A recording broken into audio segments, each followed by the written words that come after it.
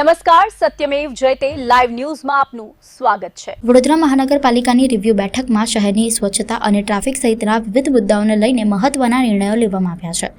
વારંવાર નોટિસ અને દંડ છતાં ગંદકી ફેલાવનારાઓ સામે હવે સીલ મારવા સુધીની કાર્યવાહી કરવાની સૂચના આપવામાં આવી છે। સાથે જ દબાણો ફરી ઊભા કરનારાઓ સામે પણ કડક પગલાં ભરવામાં આવશે। વડોદરા મહાનગરપાલિકામાં મ્યુનિસિપલ કમિશનરની અધ્યક્ષતામાં મહત્વની રિવ્યુ બેઠક યોજાઈ હતી। બેઠકમાં સૌપ્રથમ સેનેટરી ઇન્સ્પેક્ટર અને વોર્ડ ઓફિસરો સાથે શહેરની સ્વચ્છતા અંગે ચર્ચા કરવામાં આવી હતી। વારંવાર નોટિસ આપવા છતાં ગંદકી ફેલાવતા વ્યક્તિઓ અને સંસ્થાઓ સામે દંડાત્મક કાર્યવાહીથી આગળ વધીને જરૂર પડે તો સીલ મારવા સુધીની કાર્યવાહી કરવા સૂચના આપવામાં આવી છે। તો બીજી તરફ દબાણો દૂર કર્યા બાદ ફરીથી દબાણ કરનારાઓ સામે પણ કાર્યવાહી કરવા જણાવાયું છે। શહેરના ટ્રાફિકને હળવો કરવા પોલીસના સહયોગથી આશરે 27 સ્થળોએ નવા ટ્રાફિક સિગ્નલ લગાવવાની વિચારણા કરવામાં આવી છે। આ ઉપરાંત પાલિકાની ખાલી જગ્યાઓ પર કોન્ટ્રાક્ટ અને કાયમી ભરતી અંગે પણ ચર્ચા થઈ હતી। વિવિધ વિકાસલક્ષી કામોનો રિવ્યુ લઈને આગામી આયોજન અંગે પણ ચર્ચા કરવામાં આવી હતી। સૌથી પહેલાં આજે સવારે વોર્ડ ઓફિસર્સ અને સેનેટરી ઇન્સ્પેક્ટર્સની મિટિંગ બોલાવવામાં આવ્યું।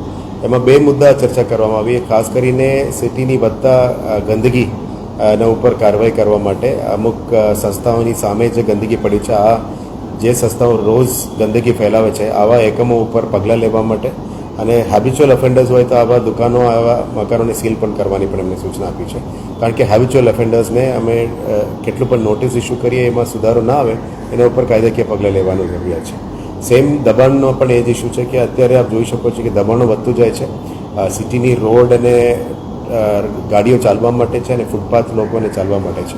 આ બધા ઉપર દબાણો કરી રહ્યા છે। આ લોકો ઉપર પણ કાર્યવાહી કરવા માટે કીધું છે, પણ કાયદેસર જે ગંદકી ફેલાવતા હોય એવા એકમો ઉપર પણ કાર્યવાહી કરવા માટે કીધું છે।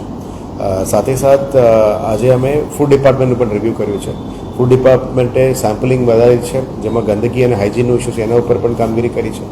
આજે કદાચ 8 રેસ્ટોરન્ટ્સ ઉપર કાર્યવાહી કરીને કદાચ સીલ કરવા સુધી કાર્યવાહી પણ આજે ફૂડ ડિપાર્ટમેન્ટ દ્વારા કરવામાં આવી છે।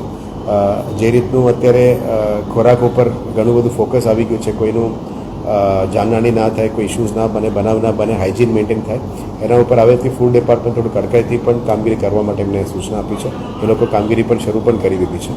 આના પછી ડેપ્યુટી એન્જિનિયર્સની અમે મિટિંગ કરી હતી, એટલે સેનેટરી ઇન્સ્પેક્ટર્સ, વોર્ડ ઓફિસર તમામને બહુ કડક સૂચના આપી છે કે જે પણ તમારે પગલાં લેવાનું છે નીચે એટેન્ડન્સમાં, સુપરવાઇઝર્સમાં, વ્હાઇટ કોલર્સમાં અને ગંદકી ફેલાવનાર એકમો ઉપર કાર્યવાહી કરવાનું, એ ઉપર વધારે ફોકસ કરવાની સૂચના આપી છે।